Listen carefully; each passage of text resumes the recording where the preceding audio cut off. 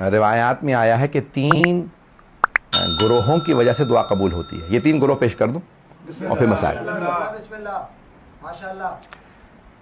بھئی آپ لوگوں نے بہت محبت سے سنا اس لیے پیش کر رہا ہوں. 3 گروہوں دستوں کی وجہ سے دعا قبول ہوتی ہے.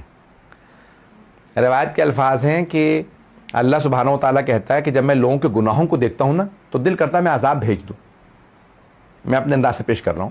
لوگوں کے گناہوں کو دیکھ کے اللہ کہتا ہے میں چاہتا کہ میں عذاب بھیج دوں, لیکن جب میں 3 گروہوں کو دیکھتا ہوں تو میں سارے عذاب ٹال دیتا ہوں.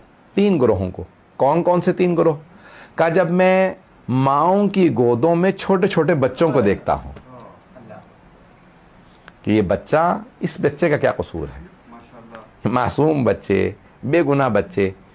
کہا جب میں چھوٹے چھوٹے بچوں کو ماؤں کی گود میں دیکھتا ہوں. اب کیا کہتے ہیں علماء, جب دعا مانگنے بیٹھو اگر گھر میں چھوٹا بچہ ہے تو گود میں لے لو, اور اگر بچے تھوڑا تھوڑا بولنا سیکھ چکے ہوں تو کہو بیٹا میں دعا مانگوں گا تم آمین کہہ دینا. بچوں سے, اپنے ہی بچوں سے جو نابالغ بچے ہیں ان سے آمین کہلوائیں, ان کی دعائیں قبول ہوتی ہیں. یہ بہت عجیب و غریب پہلو ہے. میں جب سوچتا ہوں یقین مانیے انسان کی تقویت ہوتی ہے. نابالغ بچے سے کہو آمین کہہ دے, اس غیر بالغ بچے کی ایک آمین دعا قبول کروا دیتی ہے.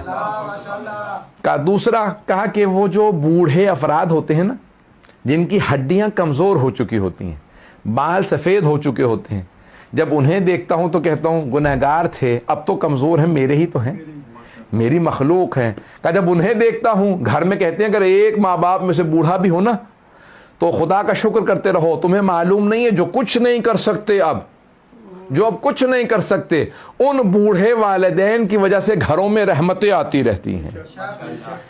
ان کی وجہ سے رحمتیں آتی رہتی ہیں. ان کے گھر میں بوڑھے آدمی ہیں.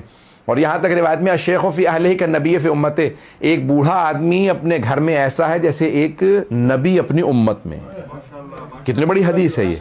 من لا یحضر الفقیہ میں شیخ صدوق نے لکھی ہے الشیخ فی اہلہ کالنبی فی امتہ, ایک بوڑھا آدمی اپنے اہل خانہ میں ایسا ہے جیسا ایک نبی اپنی امت میں. بس میں نے تمام کیا. اور تیسرا دستہ کون ہے؟ کیا 3 دستے جن کی وجہ سے میں دعائیں قبول کرتا ہوں. چھوٹے بچے, بوڑھے افراد, اور کہا زمین پہ بیٹھے ہوئے ہاتھ پھیلائے ہوئے میرے بندے جو دعائیں مانگ رہے ہوتے ہیں. یہ ارے میری زمین پہ بیٹھے ہاتھ پھیلا کے دعائیں مانگ رہے ہیں. کہ جب میرے بندے میرے سامنے مانگتے ہیں نا تو میں کہتا ہوں ارے انہوں نے مجھ سے مانگا ہے. اللہ اکبر. آپ نے غور کیا, آپ کسی سخی کے پاس چلے جائیں نا تو کہتا ہے کیونکہ آپ آ گئے ہیں تو منع نہیں کروں گا. ایسا ہے یا نہیں ہے؟ سخی کے پاس بھی چلے جائیں, کہتے ہیں اب آپ آ گئے ہیں منع نہیں کروں گا. اور وہ جو سخاوتیں عطا کرتا ہے, وہ جو عطا کرنے والا ہے, وہ جو سخی بنانے والا ہے, وہ جو جود و سخا عطا کرنے والا ہے, اگر کوئی اس کی بارگاہ میں مانگے لے, کیا وہ جو ہاتھ پھیلائے لوگ بیٹھے ہوتے ہیں, جب انہیں دیکھتا ہوں تو کہتا ہوں کہ نہیں عذاب نہیں بھیجوں گا, یہ مانگنے والے بھی تو بیٹھے ہیں.